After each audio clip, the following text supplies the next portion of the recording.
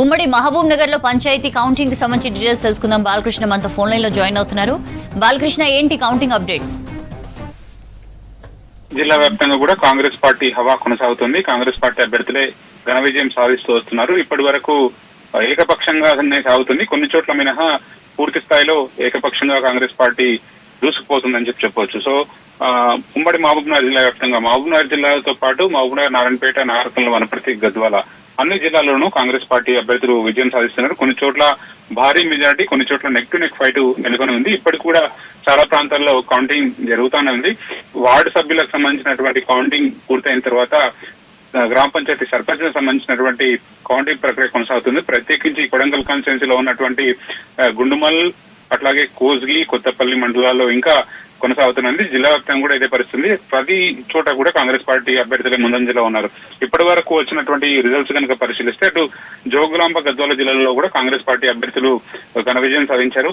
Record స్థాయిలో అక్కడ సీట్లను కైవసం చేసుకున్నారు. మొత్తంగా మొదటి విడతలో 492 సంబంధించినటువంటి గ్రామ పంచాయతీ సర్పంచ్ల ఎన్నికలు, అట్లాగే 3600 పైగా వార్డు సభ్యులకు సంబంధించినటువంటి ఇవాళ పోలింగ్ జరిగింది. సో పోలింగ్ జరిగిన తర్వాత మెజారిటీ స్థానాలను కాంగ్రెస్ పార్టీ అభ్యర్థులే కైవసం చేసుకున్నారు, ఘన విజయం సాధించారు.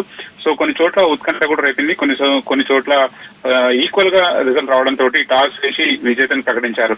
సో ఎక్కడైతే కేవలం సింగిల్ కోసం అభ్యర్థులు పట్టుబట్టడంతో మళ్ళీ రీకౌంటింగ్ నిర్వహిస్తున్నారు. ఇక ప్రతి చోట కూడా నారాయణపేట జిల్లాలో తొలి విడతలో కొడంగల్ కాన్స్టిట్యున్సీ పరిధిలోనే పోలింగ్ సంబంధించినటువంటి కౌంటింగ్ సంబంధించిన ఎన్నికల ప్రక్రియ అంతా కూడా జరుగుతూ ఉంది. అట్లాగే మహబూబ్నగర్ జిల్లాలో మహబూబ్నగర్, అట్లాగే రాజాపూర్, జడ్చర్ల, దేవరకద్ర నియోజకవర్గాల్లో ఈ ఏదైతే ఎన్నికల ప్రక్రియ ఉందో మొదటి విడత ఎన్నికల ప్రక్రియ కొనసాగుతుంది. ఇప్పటి వరకు వచ్చినటువంటి రిజల్ట్స్ వనపర్తి జిల్లాలో కూడా పెద్ద ఎత్తున పెద్ద మందిరి కానీ, గణపురం కానీ అన్ని మండలాల్లో కూడా కాంగ్రెస్ పార్టీ అభ్యర్థులు విజయం సాధిస్తూ వచ్చారు. కాంగ్రెస్ పార్టీకి రాజాపూర్ మండలం ఏదైతే రంగారెడ్డి కూడా ఉందో ఆ ఏరియాలో మాత్రం జడ్చల్ ఎమ్మెల్యే అమృత్ రెడ్డికి సంబంధించిన సొంత గ్రామం, అక్కడ మాత్రం కొంచెం అనూహ్యమైనటువంటి రిజల్ట్స్ రావడం జరిగింది. అక్కడ కాంగ్రెస్ పార్టీ అభ్యర్థి మీద 32 ఓట్ల తేడాతోటి ఇండిపెండెంట్ అభ్యర్థి విజయం సాధించారు. సో మొత్తంగా కూడా కాంగ్రెస్ పార్టీ అభ్యర్థులే ముందంజలో ఉన్నారు. ఇక షాద్నగర్ కాన్స్టిట్యున్సీ పరిధిలో మాత్రం కొంత మేరకు బీఆర్ఎస్ ప్రభావం కనిపించింది. మిగతా అన్ని చోట్ల కూడా కాంగ్రెస్ పార్టీ అభ్యర్థులే ఘన విజయం సాధిస్తూ వచ్చారు. ఇక నార్కల్ జిల్లాలో కూడా అదే పరిస్థితి. తాడూరు మండలం కానీ, అట్లాగే వెల్దండ కానీ, కల్వకుర్తి కానీ అన్ని చోట్ల కూడా తిరుపతి ఈ మండలాలన్నింటిలో కూడా కాంగ్రెస్ పార్టీ అభ్యర్థులే విజయం సాధిస్తూ వచ్చారు.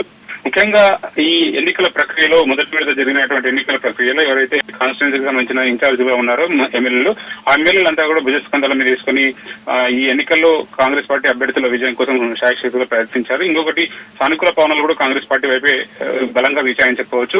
ఇక మొదటి విడతలోనే ఏకగ్రీవంగా దాదాపు 58కి సంబంధించిన గ్రామ పంచాయతీ సర్పంచ్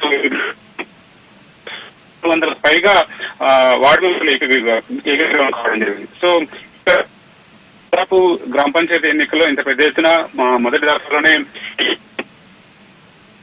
అదే చూసుకొని కాంగ్రెస్ పార్టీ శ్రేణులంతా కూడా ఎన్నికల్లో పోటీ చేశారు. సో అక్కడ కూడా కాంగ్రెస్ పార్టీకి భారీ స్థానం వస్తుంది. ఇప్పటికి కూడా రిజల్ట్స్ చాలా చోట్ల కంటిన్యూగా కౌంటింగ్ ప్రక్రియ జరుగుతా ఉంది. సౌజన్య.